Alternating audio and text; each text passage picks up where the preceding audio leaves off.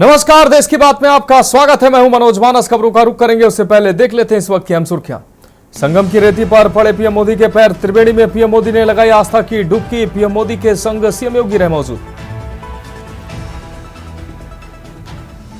दिल्ली से मिल्कीपुर तक जनता ने की वोट की चोट। दिल्ली में शाम 5 बजे तक 57.7% वोटिंग। मिल्कीपुर में 65.35% मतदान।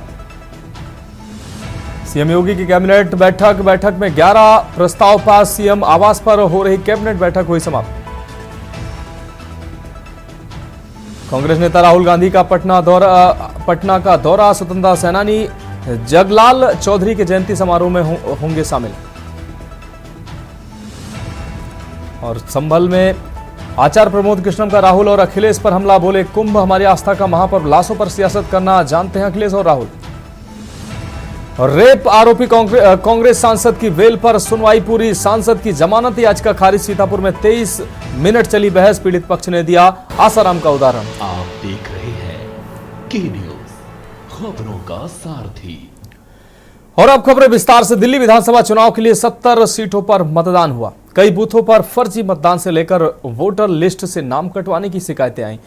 कभी बीजेपी ने आरोप लगाया आम आदमी पार्टी पर फर्जी वोट डलवाने का, तो कभी आम आदमी पार्टी ने बीजेपी पर फर्जी मतदाताओं को पैसे बांटने का आरोप लगाया। इसी बीच सीलमपुर में बवाल भी हुआ। दरअसल बीजेपी ने आरोप लगाया कि सीलमपुर में बुरके में महिलाओं से फर्जी मतदान करवाया गया। इस दौरान आप और भाजपा समर्थक एक दूसरे से भिड़ते नजर आए, जिससे हंगामा होने लगा। बूथ लेवल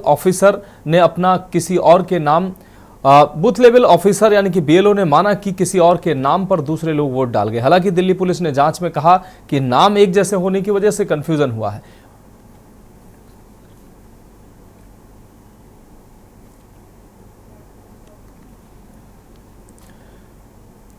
रुक करते हैं अगली अहम खबर का। प्रधानमंत्री नरेंद्र मोदी आज प्रयागराज के संगम घाट पर पहुंचे, जहां उन्होंने पवित्र त्रिवेणी का स्नान किया। इस दौरान उनके साथ उत्तर प्रदेश के मुख्यमंत्री योगी आदित्यनाथ मौजूद रहे। स्नान से पहले पीएम मोदी ने नौका विहार किया। इस दौरान उनके साथ सीएम योगी बराबर मौजूद रहे। त्रिवेणी में स्नान के बाद पीएम मोदी ने रुद्राक्ष की माला धारण की और मंत्रोच्चारण करते हुए नदी में खड़े होकर मां गंगा की विधिवत पूजा अर्चना की। पीएम मोदी आज सुबह यहां पहुंचे थे।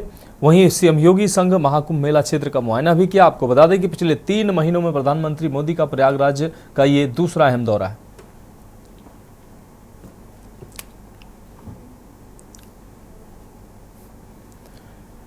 रुक करेंगे अगली अहम खबर का। सीतापुर से अगली अहम खबर है, जहां सरेराह हत्या से कोहराम मच गया है। बांके से काटकर युवक की निर्मम हत्या की गई है। सरेराह दबंग ने वारदात को अंजाम दिया है।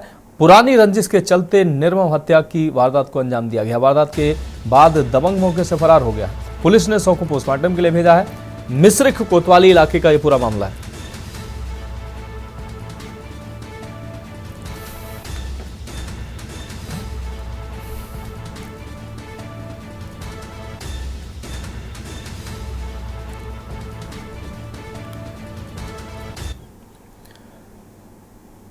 बढ़ेंगे अगली अहम खबर की ओर। निषाद पार्टी के राष्ट्रीय अध्यक्ष संजय निषाद ने महाकुंभ भगदड़ को लेकर विपक्ष पर कड़ा हमला बोला। उन्होंने कहा कि विपक्ष लाशों पर राजनीति कर रहा है, इसे स्वीकार नहीं किया जा सकता। संजय निषाद ने बताया कि सरकार ने घटना की जांच के लिए एक टीम गठित की है और परिणामों के बाद ही स्थिति स्पष्ट होगी। साथ ही उन्होंने उत्तर प्रदेश की आर्थिक स्थिति में सुधार की बात कही और मुख्यमंत्री के भ्रष्टाचार विरोधी कार्रवाई की सराहना भी की।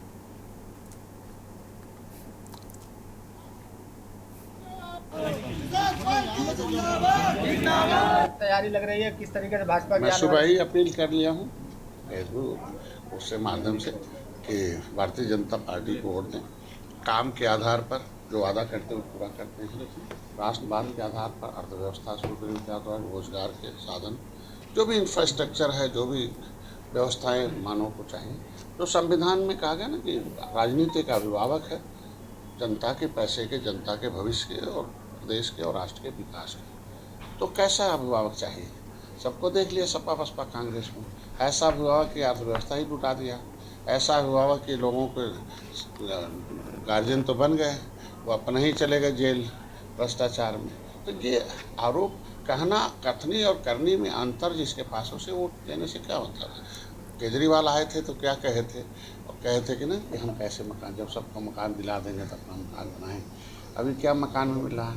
तो ये सब चीज़ें हैं। इसके आधार पर सभी जाति, सभी धर्म, सभी वर्ग के लोग मिलकर पूरे और दिल्ली में भी वोट भारतीय जनता पार्टी को दे रहे हैं और निश्चित रूप से जीत होगी। मंत्री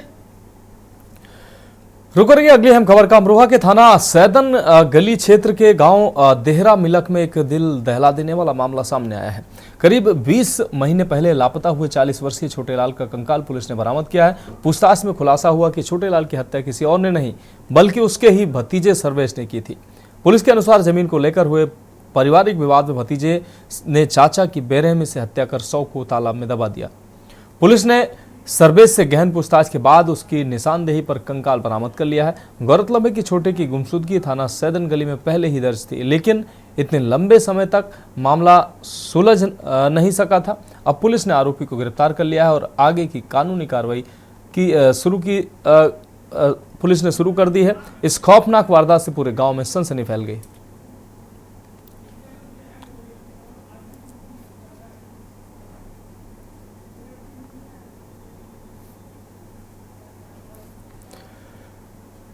अगली हम खबर का रुख करेंगे। इटावा जनपद के कचहरी परिसर में बुधवार को भारतीय किसान यूनियन भानु के पदाधिकारी किन्नर के समर्थन में धरना प्रदर्शन करते नजर आए। दरअसल जबरन लिंग परिवर्तन की धाराओं में जनपद मैनपुरी के थाना वेवर में लिंग परिवर्तन में शामिल नंदिनी पांडे उर्फ गोलू, कामनी उर्फ निर्मल, गौरव कुमार निवासी जनपद इटावा और ऑपरेशन कर लिंग परिवर्तन करने वाले डॉक्टर बबलू निवासी वेवर जनपद मैनपुरी के खिलाफ संगीन धाराओं में थाना वेवर में मुकदमा दर्ज किया गया था, जिसके बाद भारतीय किसान यूनियन भानु के पदाधिकारी किन्नर मोर्चा की जिलाध्यक्ष पूजा पर बीते दिनों कुछ अज्ञात लोगों ने जानलेवा हमला किया था, जिसमें पूजा किन्नर की तरफ से साथी बेला किन्नर ने मुकदमा पंजीकृत कराया। थाना बसरेहर में मुकदमा दर्ज कराया गया था, जिसके बाद से आरोपियों द्वारा मुकदमा वापस लेने का दबाव बनाने का आरोप लगाया जा रहा है। वहीं बीते 2 दिन पूर्व निजी मैरिज हॉल के पास कुछ अज्ञात लोगों ने बेला किन्नर और काजल पर जानलेवा हमला कर दिया, जिसमें एक आरोपी को किन्नरों द्वारा पकड़ लिया गया था, जो किन्नर के वेश में साड़ी पहनकर हमला करने आया हुआ था।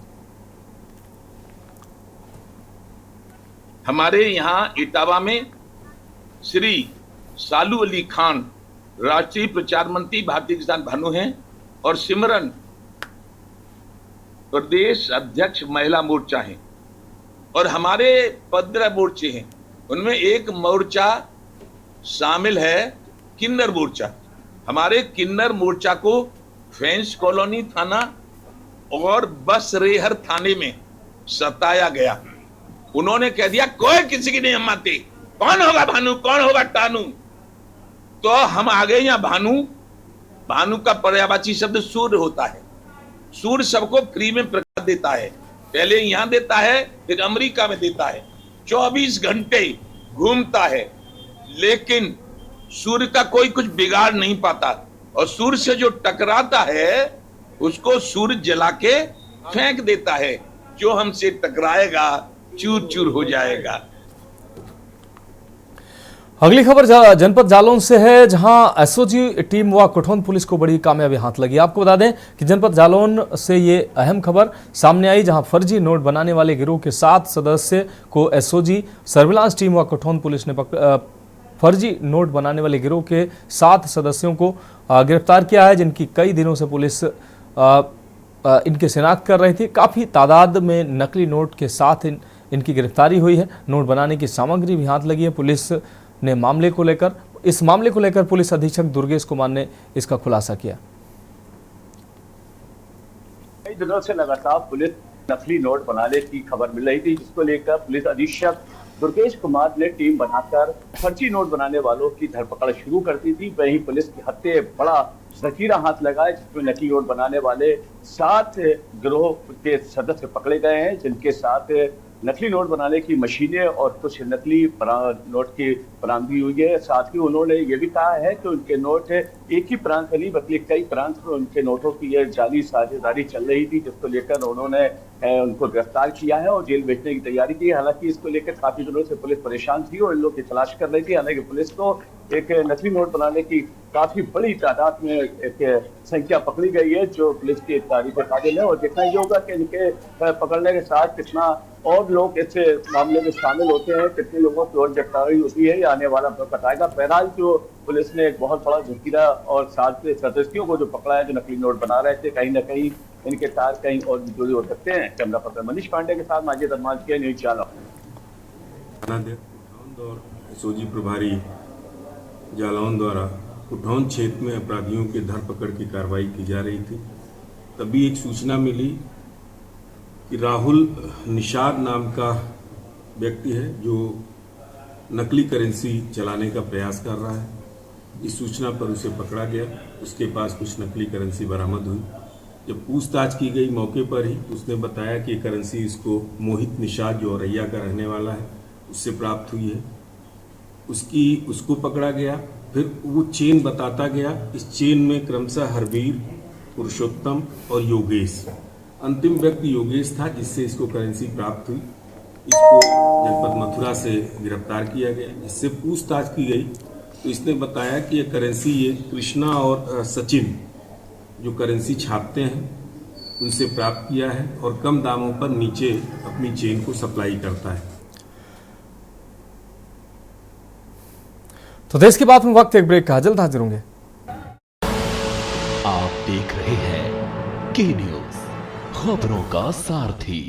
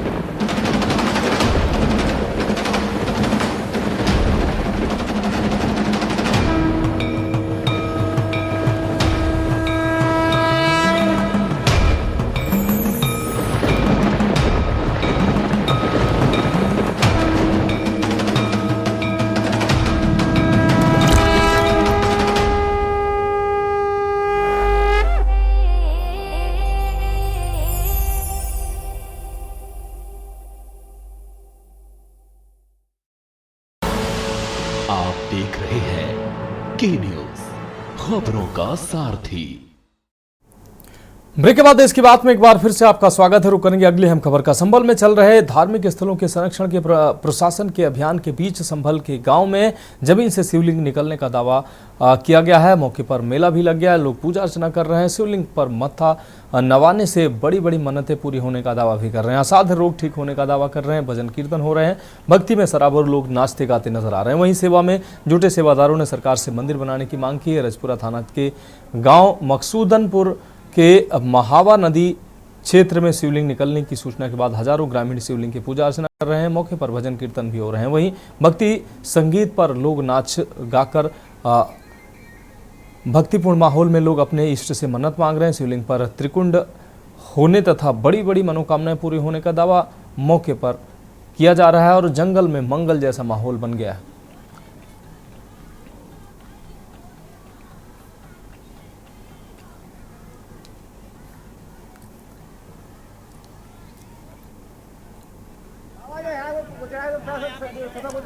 जी हाँ, ये बिल्कुल सच्चे महादेव हैं जो कि स्वयं यहाँ प्रकट हुए हैं, निकले हैं। और ये हमारे यहाँ किसान हैं बराबर से, मटरू यादव या चीनगला मैया के, उनका यहाँ ट्यूबवेल है। खेत पर गाय की रखवाली पशुओं की करते हैं आवा।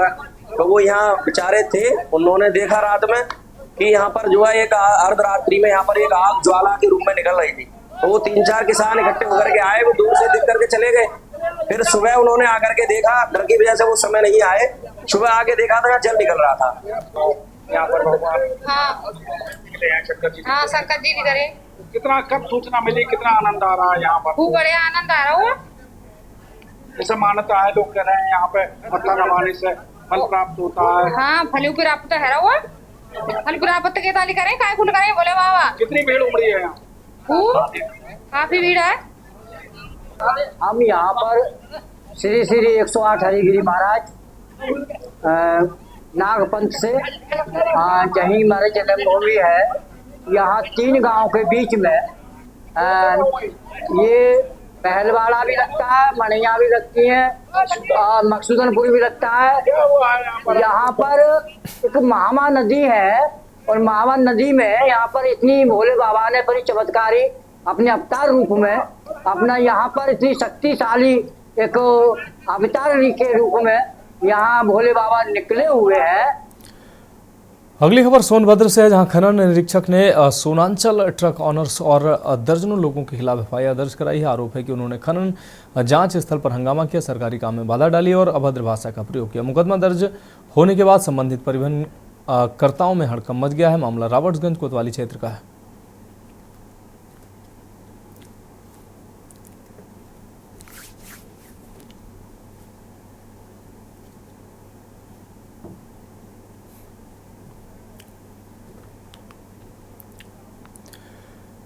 रुक करेंगे अगली अहम खबर का। चंद्रा क्रिकेट एकेडमी द्वारा आयोजित चंद्रा प्रीमियर लीग सीपीएल 2.0 के तहत तो 19वें और अंतिम मुकाबले में बीपीएमजी अयोध्या ने के न्यूज मेरठ को 38 रनों से हराया है। पहले बल्लेबाजी करते हुए बीपीएमजी अयोध्या ने 181 रन बनाए, जिसमें हर्ष कुमार सिंह के 13 चौके और 4 छक्कों की मदद से 112 रन की शानदार पारी रही। जवाब में के न्यूज मेरठ की टीम 143 रन पर ढेर हो गई। बीपीएमजी अयोध्या के माही मिश्रा ने 4 विकेट लिए और सुमित पाल ने 3 विकेट लिए। हर्ष कुमार सिंह को मैन ऑफ द मैच और गौरव को फाइटर ऑफ द मैच चुना गया है। मुख्य अतिथि श्री कृष्ण दत्त द्विवेदी और विशिष्ट अतिथि श्रीमती अंजू कनौजिया ने खिलाड़ियों को सम्मानित किया।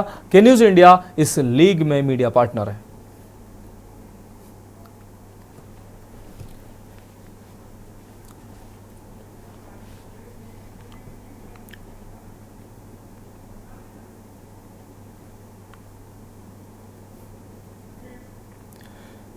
तो खबरों में वक्त एक ब्रेक का। ब्रेक के बाद उत्तराखंड की खबरों का रुख करते हैं। तो ब्रेक के बाद खबरों में एक बार फिर से आपका स्वागत है। रुक करेंगे अगली अहम खबर का। देहरादून बार एसोसिएशन के वार्षिक चुनाव का ऐलान हो गया है। चुनाव अधिकारी वरिष्ठ अधिवक्ता एलजी गुरंग व दीपक अहलुवालिया की ओर से चुनाव कार्यक्रम जारी किया गया। इसी माह 24 फरवरी को बार एसोसिएशन देहरादून के चुनाव होंगे। 12 फरवरी से नामांकन शुरू होंगे, वहीं 13 फरवरी को नामांकन पत्रों की जांच होगी। नाम वापसी का दिन होगा। 24 फरवरी को मतदान और 25 फरवरी को मतगणना के साथ विजेताओं की घोषणा की जाएगी।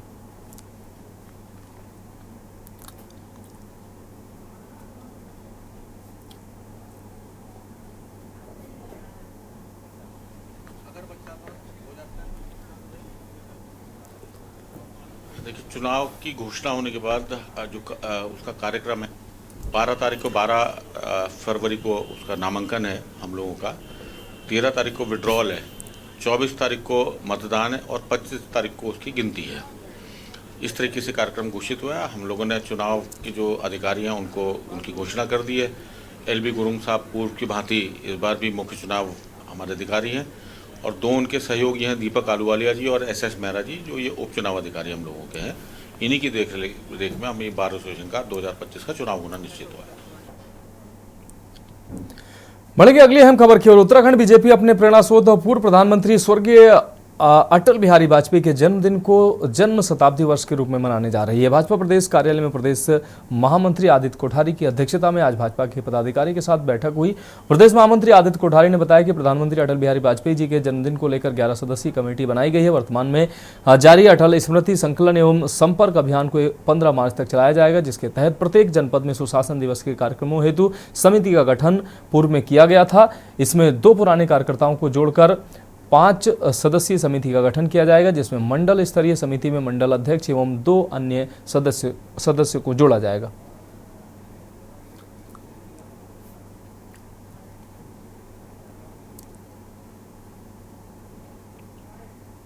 देश के पूर्व प्रधानमंत्री और भारत रत्न श्रद्धेय अटल जी की यह जन्म शताब्दी वर्ष चल रहा है।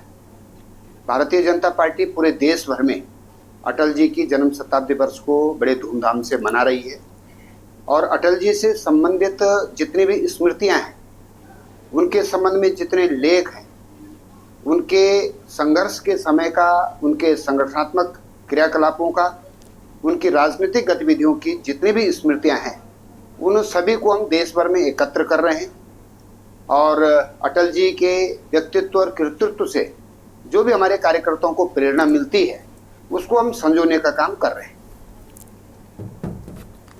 रुक करेंगे अगली अहम खबर का। बागेश्वर जिले के कपकोट में उत्तरायणी मेले के दौरान हुए जानलेवा हमले के मामले में फरार आरोपी को पुलिस ने उत्तर प्रदेश के मुरादाबाद से गिरफ्तार किया। आरोपी प्रदीप सिंह निवासी हरसीला थाना कपकोट, उम्र 20 वर्ष को पुलिस ने सर्विलांस की मदद से 4 फरवरी 2025 को मुरादाबाद से पकड़ लिया। इस हमले में 3 युवकों पर जानलेवा हमला किया गया था। इस हमले में पहले ही 2 आरोपियों को गिरफ्तार किया जा चुका था और अब फरार आरोपी भी पुलिस के गिरफ्त में आ गया है। उसे न्यायालय में पेश किया गया है, जहां से उसे अल्मोड़ा जेल भेज दिया गया।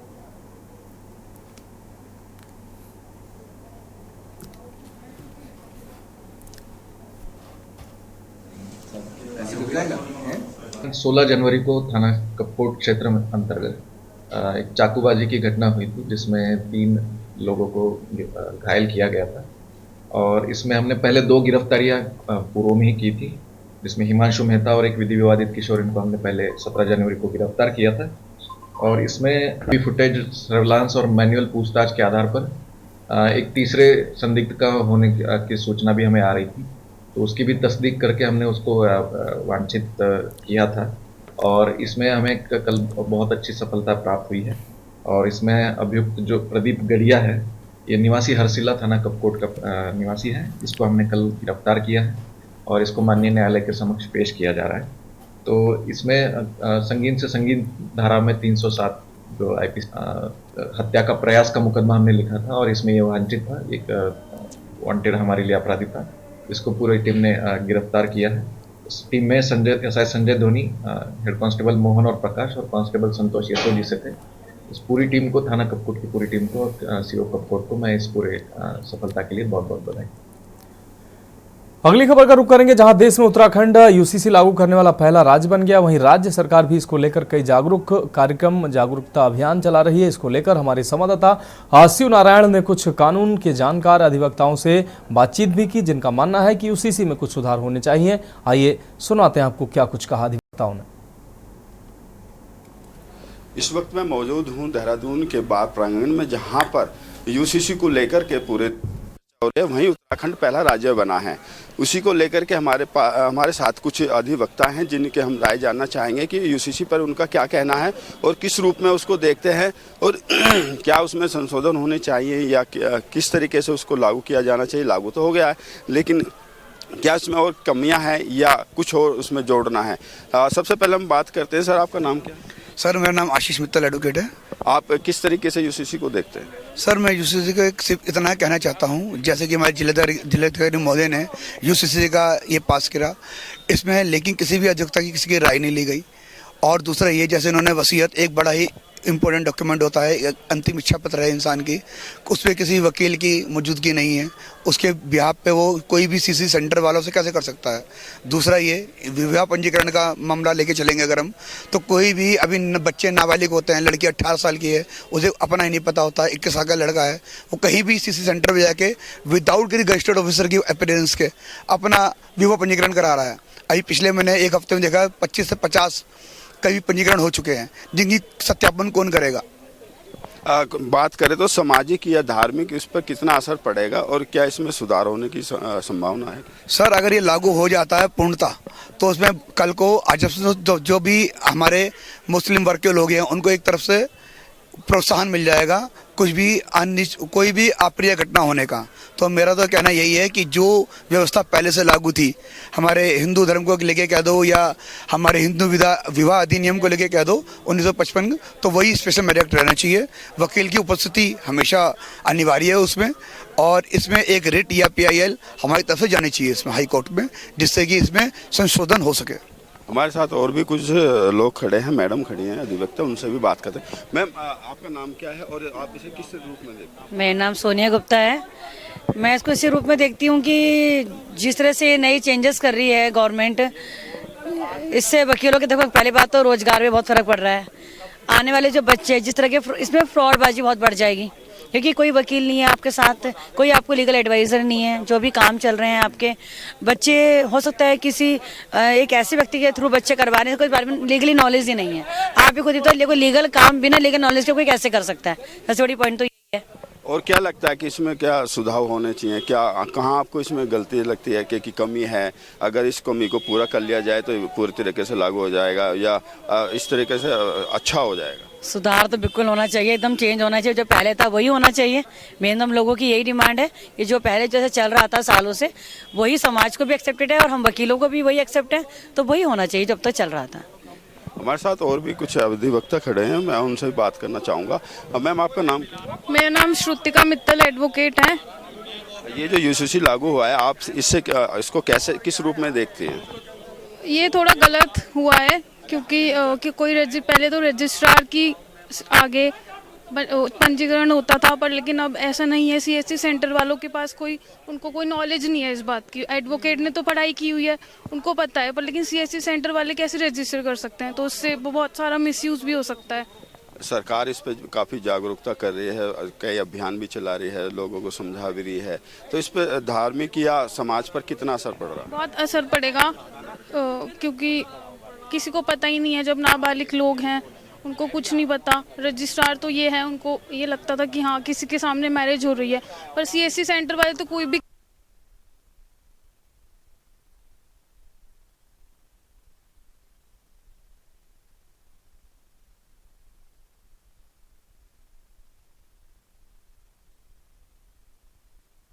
उत्तरकाशी जनपद मुख्यालय मनेरा मोटर मार्ग पर एक निजी प्राइवेट स्कूल में अध्ययनरत 2 छात्र स्कूटी पर सवार होकर जा रहे थे। बताया जा रहा है कि दोनों छात्र स्कूटी से स्कूल में आपको बता दें फेयरवेल से वापस आ रहे थे। अचानक स्कूटी का बैलेंस बिगड़ा और स्कूटी सड़क के किनारे पिलर से टकरा गई। घटना में दोनों छात्र गंभीर रूप से घायल हो गए। एक निजी वाहन ने दोनों घायल छात्रों को जिला अस्पताल के इमरजेंसी वार्ड में भर्ती कराया। प्राथमिक उपचार के बाद गंभीर रूप से घायल दोनों छात्रों को डॉक्टरों ने हायर सेंटर रेफर कर दिया।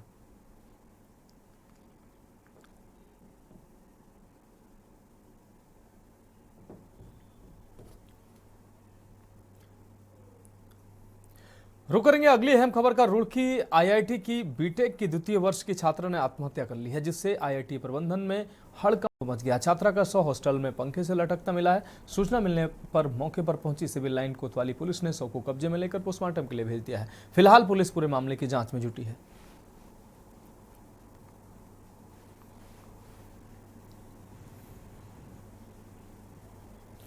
देखिए, एक मामला कल प्रकाश में आया। शाम को खबर आई थी कि आईआईटी में एक छात्रा ने सुसाइड किया है और इस पर मौके पर पुलिस के द्वारा कार्रवाई की गई। एफएसएल की टीम भी वहां पर पहुंची थी और मौके पर सारे फोरेंसिक एविडेंस भी लिए गए हैं। बाकी बॉडी को अभी मोर्चरी में रखा गया है। एक बार परिजनों को सूचित कर दिया गया है और जैसे ही परिजन यहाँ पर आते हैं उसको आगे कार्रवाई की जाएगी। कौन से ईयर में थे कुछ जानकारी? ये सेकेंड ईयर की छात्रा थी और मध्य प्रदेश की रहने वाली थी और फिलहाल परिजनों का इंतजार हो रहा है, उसके बाद कार्रवाई की जाएगी।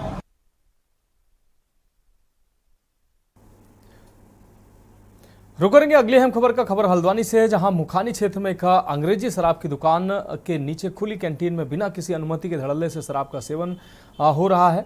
इस अवैध गतिविधि के कारण न केवल स्थानीय लोगों को असुविधा हो रही है बल्कि यहां का माहौल भी बिगड़ता दिखाई दे रहा है। स्थानीय लोगों ने इस समस्या से काफी स्थानीय लोग परेशान हैं। स्थानीय लोगों के अनुसार ये कैंटीन सार्वजनिक स्थान पर है और यहाँ पर शराब का सेवन खुलेआम हो रहा है, जिससे बच्चों और महिलाओं को भी दिक्कतों का सामना करना पड़ रहा है। वहीं इस मामले की सच्चाई जानने हमारे संवाददाता दीपक अधिकारी ने इस मुद्दे को कवर करने पहुंचे तो उनके साथ भी बदसलूकी की गई। हमारे संवाददाता ने बताया कि जब वो घटना की रिपोर्टिंग करने के लिए कैंटीन में पहुंचे तो वहां के कर्मचारी शराब पी रहे व्यक्तियों ने उनका विरोध किया और उनके साथ हाथापाई करने की कोशिश की। इस घटना से पत्रकारों की सुरक्षा और स्वतंत्रता का अधिकार भी सवालों के घेरे में आ गया।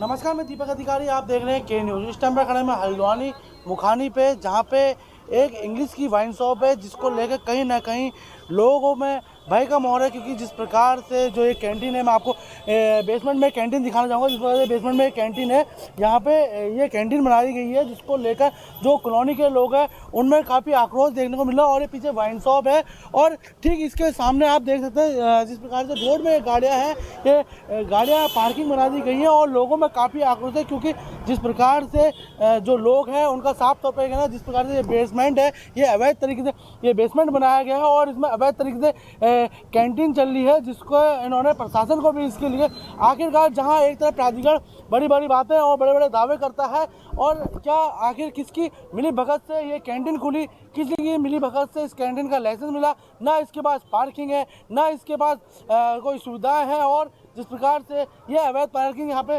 कैंटीन जो अवैध तरीके से जो चल रही है, तो देख सकते हैं किस तरीके से अंदर लोग बैठे हुए हैं और अंदर धड़ल्ले से शराब पिलाई जा रही है और इसमें कैंटीन का भी लाइसेंस यहाँ पे इसको मिला है। और जो लोग हैं, जो कॉलोनी के लोग हैं, और इससे कुछ दूर पूर्व एक स्कूल है, कहीं ना कहीं बाइलॉज में ये भी देखने को मिलता है कि 200 मीटर की अवधि में ना वाइन शॉप होनी चाहिए। एक तरफ जहाँ मुख्यमंत्री पुष्कर सिंह धामी बड़ी बड़ी बातें, बड़े बड़े दावे करता है, क्या ये दावे खोखले नजर आ रहे हैं? क्या अधिकारी उनकी बातों को दरकिनार करते हुए नजर आ रहे हैं, क्योंकि जिस प्रकार से ये हालात है, एक तरफ जहाँ नशा मुक्त उत्तराखंड करने की बात की जाती है, क्या यही वो नशा मुक्त उत्तराखंड है?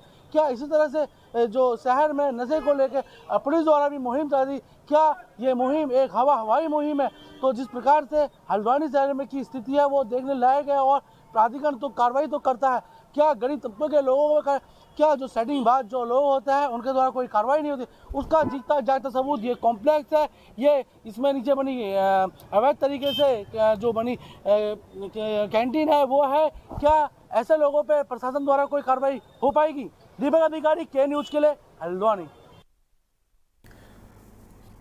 अगली खबर का रुख करेंगे। खबर पूर्व विधायक कुंवर प्रणव सिंह चैंपियन के समर्थन में 5 फरवरी को गुर्जर समाज के द्वारा महापंचायत का ऐलान किया गया था। हालांकि वीडियो वायरल कर इस पंचायत को स्थगित करने की घोषणा भी की गई थी, लेकिन उसके बावजूद भी हरिद्वार पुलिस प्रशासन पूरी तरह से अलर्ट मोड पर नजर आया और प्रत्येक बॉर्डर पर पुलिस की ओर से भारी पुलिस फोर्स तैनात कर दी गई।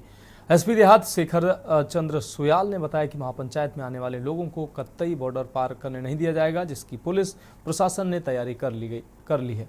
नारसन, खानपुर, भगवानपुर, लखनौता का चौराहा, मंडावर समेत यूपी से जुड़े सभी सीमाओं को सील कर दिया गया।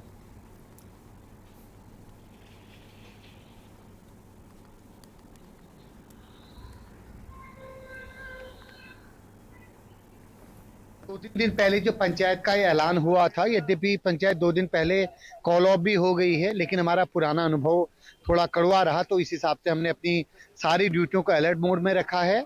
क्योंकि जनपद में और भी काफी सारे प्रोग्राम चल रहे हैं, कानून व्यवस्था की स्थिति बाधित न हो, इसलिए सारी पुलिस अलर्ट मोड में है।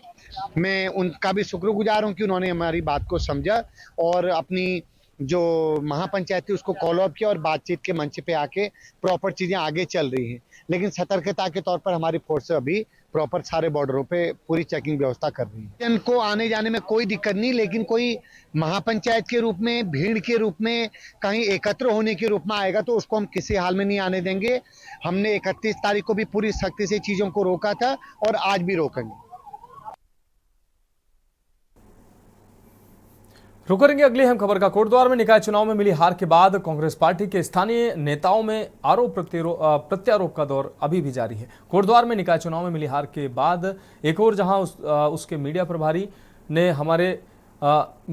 अपने महानगर के नेताओं को जिम्मेदार ठहराया, वहीं दूसरी ओर उसका परंपरागत मुस्लिम वोटर भी उससे छिटक कर भाजपा के पाले में चला गया, जिसके बाद अब कांग्रेसी नेता सत्ते में है।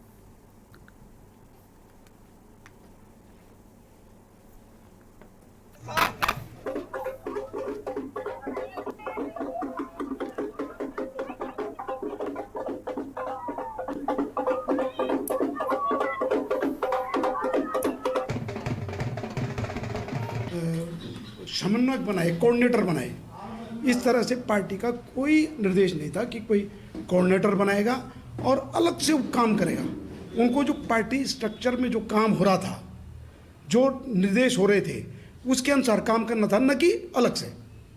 तो ये भी वो उनका एक तरह से गलत बयानबाजी है कि हम संगठन में कोऑर्डिनेटर बना के हम कुछ काम कर रहे थे, लेकिन पार्टी के जो भी कार्यक्रम हुए कई वो लोग दिखाई नहीं दिए। वार्ड नंबर 13 में भारतीय जनता पार्टी के प्रत्याशी को उन्होंने जिताया, लेकिन मेयर वाली सीट पर वहाँ बहुत पीछे हैं। तो मुस्लिम वोट ने अपने हिसाब से वोट दिया है, उन्होंने जहाँ जहाँ किस तरह से वोट दिया मैं नहीं कह सकता, लेकिन कांग्रेस पार्टी को इस पर विचार करना चाहिए।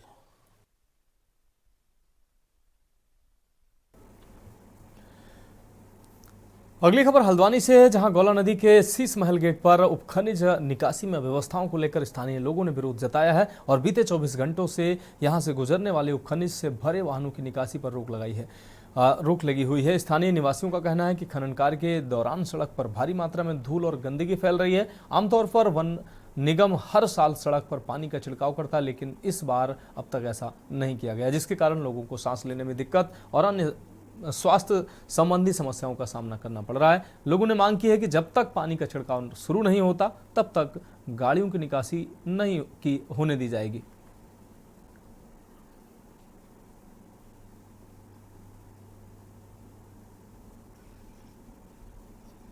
दिक्कत सभी गाड़ी वालों के दिए हैं, कि हमारी गाड़ियों के जो दिहाड़ी नुकसान हो रहा है, ये परेशानी हम सबके सामने आ रही है। कल से हमारी गाड़ियाँ खड़ी हैं, इसका कोई निवारण नहीं निकल रहा है।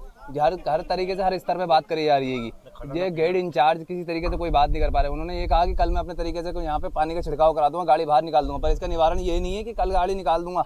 हमें 4 महीने 5 महीने यहाँ पे काम करना है, लगातार गाड़ी हमारी यार रोज आनी है। इसका ये है कि एक दिन गाड़ी डलवा देंगे, यहाँ पैसे लिए जाते हैं, एक्स्ट्रा पैसे लिए जा रहे हैं, किसी भी तरीके से कोई बात हो रही है। गाड़ी मालिक किसी तरीके से कुछ बात पे अमल ही नहीं कर पा रहे, किसी तरीके की गाड़ी बात की।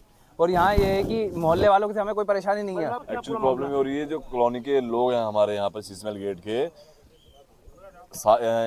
इस साल जो है पानी की व्यवस्था अच्छे से पूर्ति नहीं की गई है। जो पानी के टैंकर यहाँ छोड़े जाते थे, इससे पहले जो थे पानी की पूर्ति कंप्लीट होती थी, लेकिन इस बार पानी नहीं आने की वजह से यहाँ की पब्लिक परेशान हो रही है, जिस वजह से गाड़ी मालिक भी परेशान हो रहे हैं। गाड़ी मालिक के सारी गाड़ियाँ अंदर हैं और यहाँ के ड्राइवर जो है पहाड़ के सब यहाँ रुके हुए हैं, इस वजह से प्रॉब्लम यहाँ पर क्रिएट हो रही है।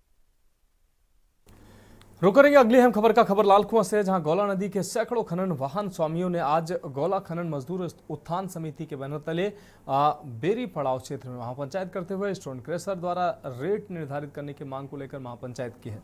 इस दौरान गौला खनन मजदूर उत्थान समिति के अध्यक्ष रमेश चंद्र जोशी ने कहा कि पूर्व में किए गए वादों के अनुरूप सरकार द्वारा खनन गेटों पर धर्मकाठे और सीसीटीवी कैमरे भी लगाए गए हैं, लेकिन स्टोन क्रशरों की नीतियों के विरोध में फिर से आंदोलन का रुख करना पड़ रहा है। पूर्व में प्रशासन के समक्ष स्टोन क्रशर संचालकों से हुए समझौते में क्रशरों ने 29 रुपये रेट निर्धारित करने के बावजूद 23 रुपये दिए हैं। इस बार फिर से वही रेट दिए जा रहे हैं।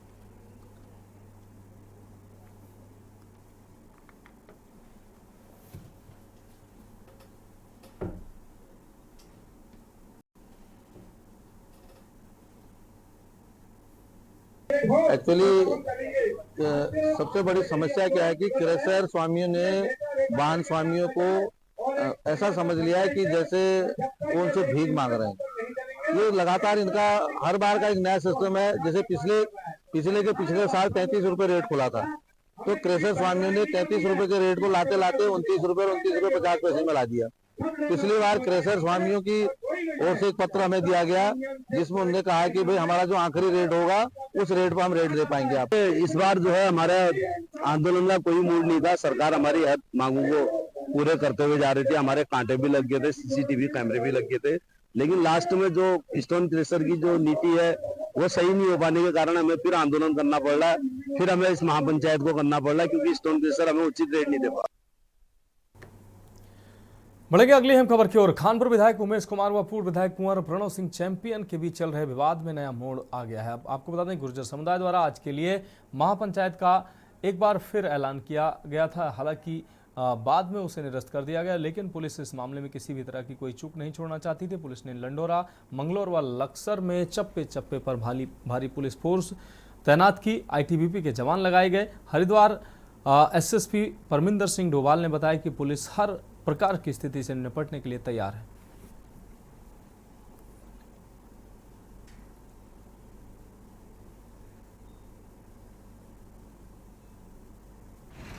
आज पूरे संपूर्ण देहात क्षेत्र में, खासकर मंगलौर लंढौरा क्षेत्र में 2 सुपर जोन और करीब 7 जोन में डिवाइड किया गया है, जिसमें डिप्टी SP और एडिशनल SP स्तर के अधिकारियों को लगाया गया है।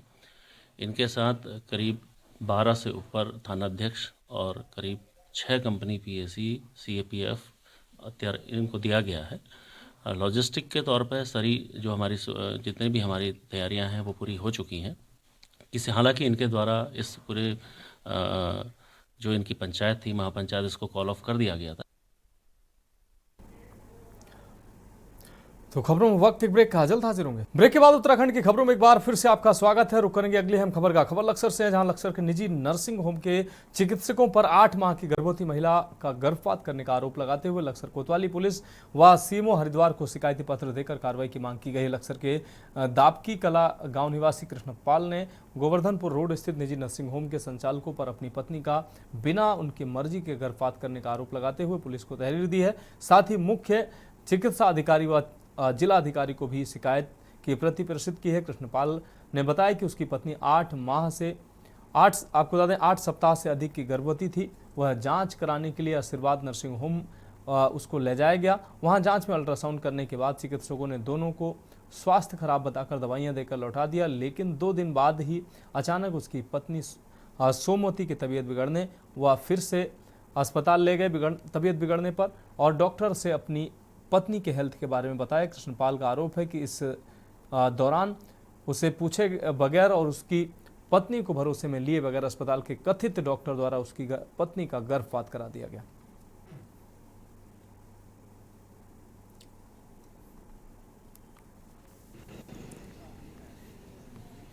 मैं जी रहने वाला दाविया कृष्णपाल में नाम है, और दावी मोड़ पर हॉस्पिटल है वो आशीर्वाद। मैं उसमें मेरे घरवाली को ले गया था, मैं मेरी घरवाली थोड़ी कम दिखाई दी, मैं फिर वो करा, मैं घर के चले गया पैसे लेने, तो मेरे घरवाली के लिए पता नहीं क्या करा उन्होंने, ऑपरेशन कर दिया मतलब मुझे पता नहीं लगा। फिर कुछ भी फिर आने को मैं दवाई कहा डॉक्टर को, दवाई मेरे मार वो हाथापाई करी उन्होंने डॉक्टर ने। फिर चले गए हम घर जाने के बाद हम फिर ये घरवाली गाड़ी में दर्द हो रहा, फिर हम दोबारा आए, दोबारा में फिर क्या करा, क्या मैं वहाँ से कुछ नहीं दिखा। फिर मैंने जो पप्पू के यहाँ से लगा, पप्पू के यहाँ से उसमें अल्ट्रासाउंड में पीस रुका हुआ दिखाई दिया, तो उसमें अंदर मिल्ला रुका है, तो घरवाली का पीस हो रही है, उसमें मिल्ला मतलब मुआद बन रही है। हाँ मेरे पीछे शोषण किया जा रही, मैं घर चले आ रही, और डॉक्टर ने कह रहा जो होता है तेरे को कर ले, थाना में चले जा, कहीं चलेगा। तो मिल्ला सा दिखाई दिया था, तो उन्होंने कहा बोतल लगेगी, बोतल मतलब मैं भर्ती कर ली उन्होंने, मैंने कहा दिया जाओ सफाई नहीं करवाई, 4 लड़की मेरी एक महीना होगा, 13 में ढूंढ रही कहीं मेला चल रहा है मेरा। मैं गई तो दुकान को कुछ ही कर लो, मैं तो 4 वोट दे लो, चाहे कुछ ही कर लो। अगली खबर रामनगर से है, जहां कोतवाली थाना क्षेत्र में सड़क सुरक्षा अभियान के तहत जागरूकता रैली का आयोजन किया गया है। जागरूकता रैली के तहत लोगों को यातायात के नियमों का पालन करने और पुलिस को सहयोग करने की अपील की गई है। कोतवाल अरुण कुमार सैनी ने बताया कि सड़क सुरक्षा अभियान के तहत रैली का आयोजन किया गया। इस रैली में पुलिसकर्मियों के साथ स्थानीय लोगों ने भी बढ़ चढ़कर हिस्सा लिया। आगे कहा कि इस अभियान में 2 पहिया वाहन से हेलमेट का प्रयोग करने और कार सवारों से सीट बेल्ट का प्रयोग करने के साथ ही वाहन चलाते समय मोबाइल का प्रयोग न करने की अपील की गई है।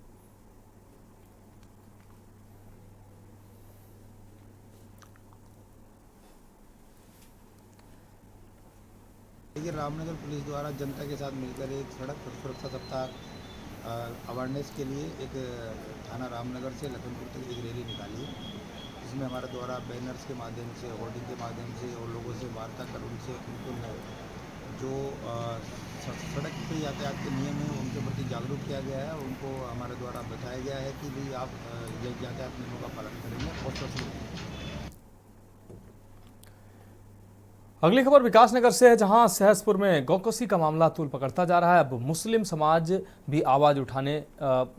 से भी आवाज उठने लगी है। जामा मस्जिद विकास नगर के सदर खालिद मंसूरी ने गौकसी को घृणित अपराध करार देते हुए कहा कि ऐसे लोग समाज के दुश्मन हैं। ऐसे लोगों को आतंकवादियों से भी ज़्यादा खतरनाक मानते हुए सरकार से एनकाउंटर की मांग की है। खालिद मंसूरी का कहना है कि गौकसी इस्लाम में भी हराम है। जो लोग ऐसा करते हैं वह हिंदू मुसलमान दोनों समाज के दुश्मन हैं। सरकार को इन पर कड़ी कार्रवाई करनी चाहिए, जरूरत पड़े तो एनकाउंटर भी किया जाना चाहिए।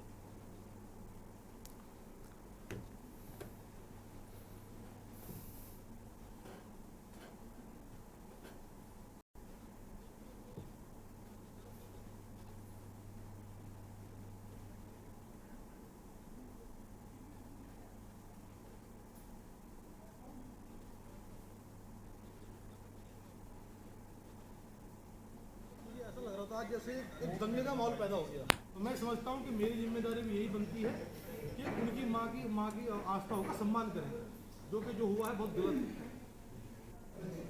जो घटना घटी है, एक मुस्लिम समाज का प्रतिनिधि होने के नाते विकास आज का जो है वो शायद किसी से छिपा नहीं है, बहुत बड़ा मुद्दा है। सहसपुर विधानसभा के अंदर 2 गाय को काट करके इसी खेत में फेंका गया है, जो कि बहुत गंभीर मुद्दा है। और मैं समझता हूँ आज जो क्षेत्र के अंदर हालात पैदा हुए, इससे पहले इस तरह का माहौल मैंने नहीं देखा। मैं इस पूरे मामले को देख करके आप सब लोगों को बुलाया, क्योंकि मैं विकासनगर जामा मस्जिद का अध्यक्ष भी हूँ और मुस्लिम प्रतिनिधि होने के नाते आप सब लोग, आप सम्मानित लोगों को मैं यहाँ पे बुलाया। तो मैं यही कहना चाहूँगा कि आज जो मुद्दा है ये गोकसी वाला है, और जिस तरह से बर्बरता के साथ उन 2 गायों को काटा गया है, क्षेत्र के अंदर एक दंगे जैसा माहौल पैदा हुआ। वो तो पुलिस की सक्रियता के चलते पुलिस ने समझाया बुझाया। तो फिलहाल उत्तराखंड की खबरों में अभी के लिए मेरे साथ इतना ही। मुझे दीजिए इजाजत और आप देखते रहिए के न्यूज़ इंडिया।